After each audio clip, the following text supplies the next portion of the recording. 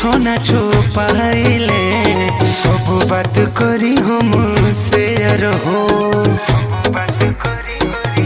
सुनो बोला इतना